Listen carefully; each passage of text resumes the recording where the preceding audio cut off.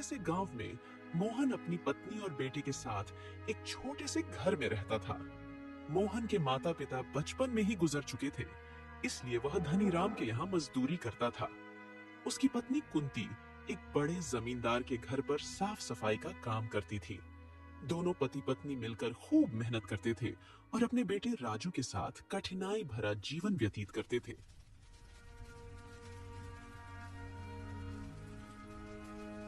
यूं तो हमेशा ठंडी के समय -2 डिग्री तापमान रहता था, लेकिन इस साल तापमान बहुत ही ज्यादा घट गया था, जिससे ठंडी भी बहुत जोरों से अपना कहर ढा रही थी।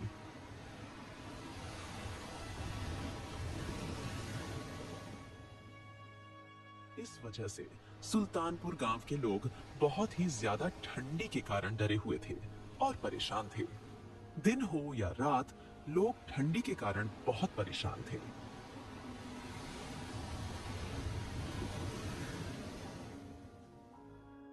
हे भगवान, यह कैसी लीला है आपकी। देख रही हो कुंती, इस साल कितनी ज्यादा ठंडी पड़ रही है। इतनी कड़ी ठंडी में काम करना भी बहुत मुश्किल हो गया है। घर से बाहर निकलते ही पैर ठंडी के मारे जमने लग रहे हैं। इतनी ज्यादा ठंडी में तो घर से बाहर निकलने का मन भी नहीं कर रहा। न जाने इस साल की ठंडी कैसे कटेगी। ठीक है कुंती, अब मैं काम पर चलता हूँ, नहीं तो सेठ गुस्से करेगा।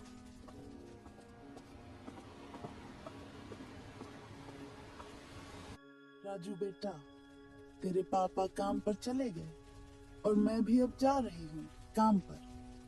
तुम घर का ख्याल रखना और घर से बाहर मत जाना। मैं जल्द ही आज आ जाऊंगी। ठीक है माँ, मैं घर से कहीं नहीं बाहर जाऊंगा, तुम जल्दी आ जाना। बेटा, मैं खाना बनाकर रख दी हूँ, तुम टाइम पर खाना खा लेना। अच्छा ठीक है बेटा, अब मैं चलती हूँ। इतना कहकर कुंती भी काम पर निकल गई।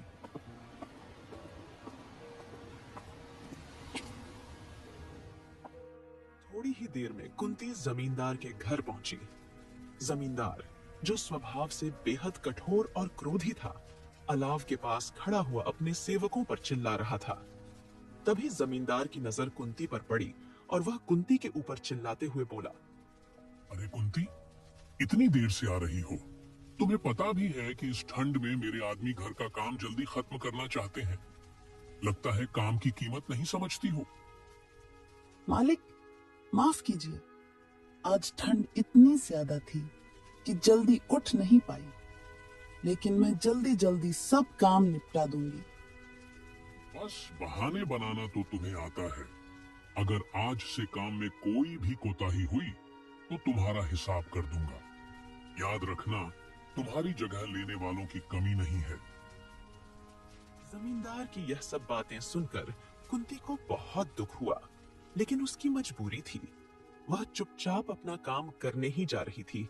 तभी वहां जमींदार की पत्नी ठाकुराइन आ जाती है। क्यों डांट रहे हो उसे इतनी ठंड में? वो भी इंसान है, काम करने आई है, यही क्या कम है? आपको थोड़ा सा भी दया नहीं आ रहा है इसके ऊपर? तुम्हें नहीं समझ आता, ये लोग हमारी सहानुभूति का फायदा उठाते हैं। इन्हें समय पर सबक सिखाना जरूरी है, नहीं तो यह हमारे सर पर चढ़कर नाचे लगेंगे और कोई भी काम ठीक से नहीं करेंगे। कुंती ने कुछ नहीं कहा। उसने सिर झुका लिया और अपने बेटे राजू की सोचते हुए जल्दी जल्दी काम खत्म करने में लग गई। लेकिन उसके मन में जमींदार के व्यवहार को लेकर आक्रोश पनपने लगा। इधर श्याम ठंड से कांपते हुए धनीराम के घर पर मजदूरी कर रहा था। धनीराम अपने खेतों का काम कराने के लिए श्याम और कुछ और मजदूरों को सख्त निगरानी में रखता था। अरे श्याम, काम ठीक से कर रहा है या ठंड के बहाने सुस्ताने की कोशिश कर रहा है? मैं मुफ्त खोरी बर्दाश्त नहीं करता। याद रहे, अगर आज मेरा काम पूरा नहीं हुआ तो मैं 1 भी रुपया नहीं दूंगा। नहीं मालिक, पूरी मेहनत कर रहा हूँ। ठंड बस थोड़ी ज्यादा है, इसीलिए हाथ पैर जम से रहे हैं। लेकिन आपका काम मैं पूरा करके ही जाऊंगा। आप चिंता ना करें मालिक। श्याम के चेहरे पर थकान साफ झलक रही थी। सुबह से ही ठंड में काम करते करते उसके हाथ अकड़ गए थे, लेकिन उसे अपने बेटे राजू और कुंती के लिए कमाना था। वह जानता था कि उसकी मेहनत ही उनका सहारा है। हे भगवान, ये कैसी परीक्षा ले रहे हो? इतने ठंडे मौसम में भी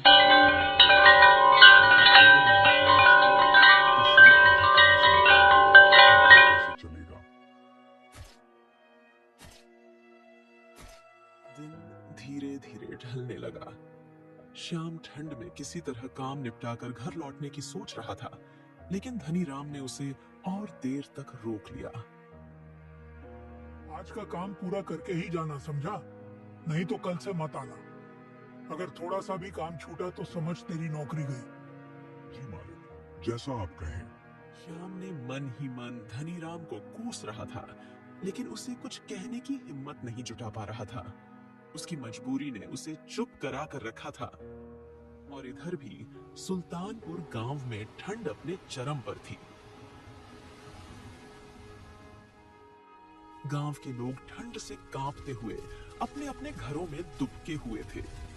अलाव जलाना भी मुश्किल हो गया था, क्योंकि सूखी लकड़ियों की कमी हो गई थी। गरीब परिवार तो और भी ज्यादा परेशान थे। वे 2 वक्त की रोटी भी नहीं जुटा पा रहे थे। गांव का चौपाल, जहां आम दिनों में लोग बैठकर बातें किया करते थे, अब सूना पड़ा था। ठंड ने हर किसी को घर में कैद कर दिया था।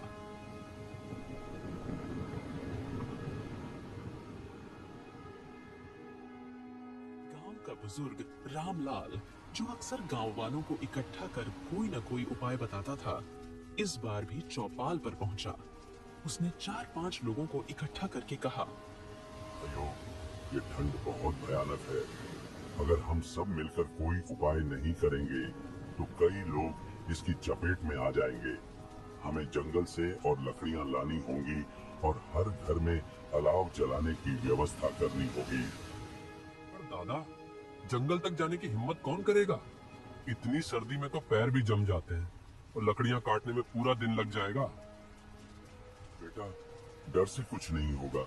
हमें एक दूसरे की मदद करनी होगी। ठंड के आगे हार मान ली तो गांव के कई घरों के चूल्हे ठंडे पड़ जाएंगे। गांव के लोग रामलाल की बात से सहमत तो हुए, लेकिन डर और परेशानी उनके चेहरे पर साफ झलक रही थी। सबने मिलकर फैसला किया कि कुछ लोग जंगल से लकड़ियां लाएंगे, जबकि बाकी लोग अलाव जलाने के लिए मिट्टी और पत्थरों की व्यवस्था करेंगे। लेकिन गांव वालों को अंदाजा नहीं था कि आने वाले दिनों में ठंड के साथ साथ और भी बड़ी मुसीबत उनका इंतजार कर रही है। सुल्तानपुर की यह सर्दी केवल मौसम की मार नहीं थी, बल्कि एक बड़ा इम्तिहान लेकर आई थी। श्याम के घर लौटने के बाद कुंती ने उसे राजू की तबीयत के बारे में बताया। मोहन ने राजू को देखा तो उसकी खांसी और ठंड से लाल पड़ा चेहरा देखकर चिंता में डूब गया। कुंती, ऐसा लगता है कि ठंड अब बर्दाश्त के बाहर हो रही है। घर में अलाव जलाना जरूरी है, लेकिन लकड़ियां कहां से लाऊं? धनीराम ने आज इतनी देर तक काम कराया कि लकड़ियां लाने का समय ही नहीं मिला। मैंने सोचा था कि जमींदार से कुछ मदद मांग लूंगी, लेकिन वो तो आज मुझ पर ही गुस्सा करने लगे। उन्होंने मेरी हालत तक नहीं देखी। जमींदार और धनीराम जैसे लोगों को हमारी तकलीफों से क्या मतलब? उनके घर तो हमेशा गर्म रहते हैं। हम गरीब लोग जैसे तैसे ठंड में भी अपना पेट पालने की कोशिश करते हैं, लेकिन ये लोग हमें इंसान तक नहीं समझते। फिर कुंती ने रसोई में जाकर कुछ सूखी घास और टूटी लकड़ियां इकट्ठा की, जो उसने बचा कर रखी थी। श्याम, मैं कुछ लकड़ियां और घास बचा कर रखी थी। इनसे ज्यादा देर तक आग नहीं जल पाएगी, लेकिन राजू को ठंड से थोड़ा आराम मिल जाएगा। जैसे तैसे करके कुंती और श्याम ने अलाव जलाए, जिससे उनके घर थोड़े गर्म हो सके। कुंती, क्या ठाकुर आइन ने तुम्हारी कोई मदद नहीं की? वो तो आम तौर पर दयालु दिखाई पड़ती हैं। अजय उन्होंने रसाई दी थी जो राजू को दी है, लेकिन जमींदार के गुस्से की वजह से मैं ज्यादा कुछ कहने की हिम्मत नहीं कर सकी। वो मुझ पर चीखने लगे थे। हमारी जिंदगी में हर जगह वही दिक्कत है कुंती। हम मेहनत करते हैं, पर लोग हमारी हालत देखकर भी आंखें फेर लेते हैं। न जाने क्यों लोग हमसे इतना नफरत करते हैं। राजू अलाव के पास लेटा हुआ ठंड से कांपते हुए खांस रहा था। कुंती उसके पास बैठी रही और श्याम को बाहर जाकर और लकड़ियों का इंतजाम करने को कहा। श्याम, कुछ भी करके जंगल से लकड़ियां लानी होंगी। अगर राजू को कुछ हो गया तो मैं खुद को कभी माफ नहीं कर पाऊंगी। देखो ना, राजू की तबीयत बिगड़ती ही जा रही है। ठीक है कुंती, मैं कोशिश करता हूँ। रात ज्यादा हो गई है, लेकिन जंगल जाना ही पड़ेगा। तुम राजू का ख्याल रखना।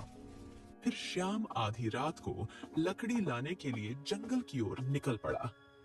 कुंती की आंखें उसके पीछे तक लगी रहीं और उसका दिल दुआ कर रहा था कि श्याम सही सलामत लौट आए। कुंती राजू के पास बैठी उसकी तबीयत को लेकर चिंतित थी। राजू की तबीयत धीरे धीरे और बढ़ने लगी थी और उसकी सांसें भारी हो रही थीं।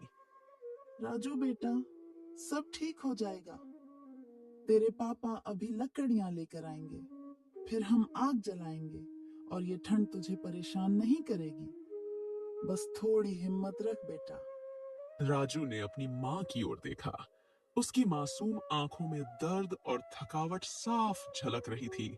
उसने धीमे स्वर में कहा, माँ, मुझे बहुत ठंड लग रही है। पापा जल्दी आएंगे ना?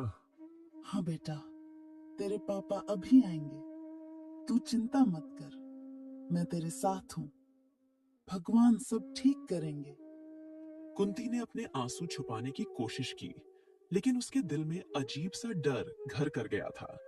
राजू की हालत बिगड़ती जा रही थी। उसने उसे सीने से लगाकर गर्मी देने की कोशिश की, लेकिन ठंड इतनी कड़ी थी कि कुंती की अपनी सांसें भी कांप रही थीं। इस बीच राजू की खांसी रुकने लगी। वह धीमे धीमे आंखें बंद करने लगा। राजू, आंखें मत बंद करना बेटा। तेरी माँ यहाँ है। देख, तूने खाना भी नहीं खाया। तेरे पापा आते ही आग जलाएंगे। लेकिन राजू अब कोई जवाब नहीं दे रहा था। उसकी सांसें धीमी हो चुकी थीं। कुंती उसे बार बार पुकार रही थी, लेकिन वह अब ठंड की चपेट में आ चुका था। राजू, उठ बेटा, तुझे कुछ नहीं होगा। तेरी माँ तुझे कुछ नहीं होने देगी। भगवान, मेरे बच्चे को बचा लो।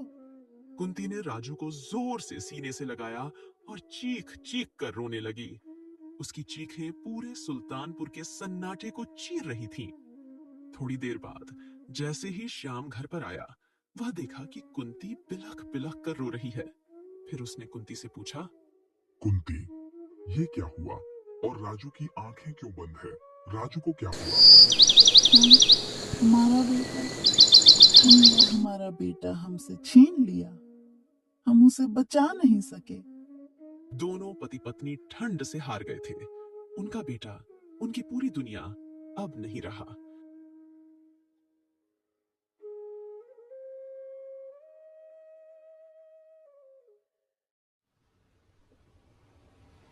उनके रोने की आवाज ने पूरे गांव को झकझोर कर रख दिया।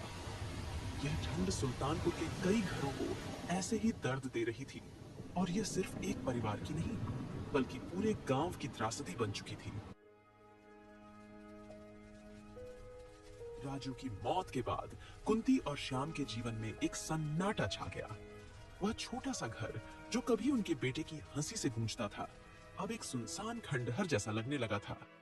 ठंड का कहर लगातार बढ़ रहा था और उनके दिलों में बेटे को खोने का गहरा दर्द जम चुका था। कुंती ने खाना बनाना बंद कर दिया। श्याम ने काम पर जाना छोड़ दिया। वे दोनों दिन रात बस एक कोने में बैठे रहते, राजू की यादों में डूबे हुए। कुंती अक्सर अपने बेटे के कपड़े हाथ में लेकर रोने लगती थी। अब बेचारे दोनों पति पत्नी राजू के मरने का शोक मना रहे थे। ऐसे ही कुछ दिन बीत गए और एक दिन कुंती अपने पति श्याम से कहती है, श्याम, अगर मैं उस दिन उसे रजाई में और अच्छे से लपेट पाती तो शायद हमारा राजू आज हमारे साथ होता। भगवान ने हमारे बेटे को हमसे क्यों छीना? कुंती, ये सब मेरी गलती है। अगर मैं वक्त पर लकड़ियां ला पाता तो राजू को बचा सकता था। मैंने अपने बेटे को बचाने में असफल रहा। ठंड का कहर लगातार जारी था। उनके पास लकड़ियां खत्म हो चुकी थीं और घर के कोने में रखा सारा सामान ठंड से बर्फ जैसा जम गया था। दोनों के शरीर कमजोर होते जा रहे थे। कुंती ने कई दिनों से कुछ खाया नहीं था और श्याम भी पूरी तरह टूट चुका था। एक रात जब ठंड अपने चरम पर थी, श्याम ने कुंती की ओर देखा। वह चुपचाप कोने में बैठी हुई थी, जैसे अपनी सारी ऊर्जा खो चुकी हो। कुंती, शायद अब हमारे पास भगवान के पास जाने का ही समय बचा है। यहाँ हमारी कोई जरूरत नहीं रही। हमारा बेटा हमें पुकार रहा होगा। हाँ श्याम, अब इस जीवन में कुछ बचा नहीं। ठंड ने सब छीन लिया। मुझे भी राजू के पास जाना है। मुझे और सहन नहीं होता। वह दोनों ऐसा कहकर अलाव के पास बैठकर सुबह का इंतजार करने लगे।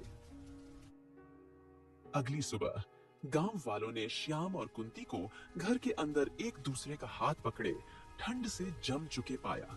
उनके चेहरों पर एक अजीब सी शांति थी, जैसे उन्होंने अपने बेटे के पास पहुंचकर सुकून पा लिया हो। सुल्तानपुर